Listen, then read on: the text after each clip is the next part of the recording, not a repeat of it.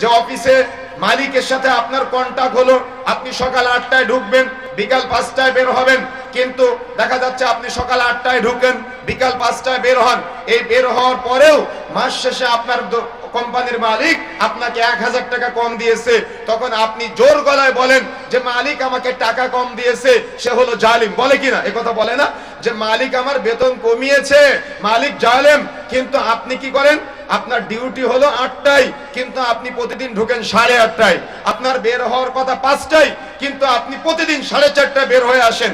তাহলে আপনি যে প্রতিদিন 1 ঘন্টা অর্থাৎ কর্মঘন্টা ফাঁকি দিচ্ছেন, আপনার মালিকের সাথে যে চুক্তি আছে, চুক্তির বাহিরে গিয়ে আপনি যে কর্মঘন্টা ফাঁকি দিচ্ছেন, 1 মাসে 30 ঘন্টা কর্মঘন্টা ফাঁকি দিচ্ছেন, তাহলে কি আপনি জালিম না? আমার কথা বুঝেন না মনে হয়?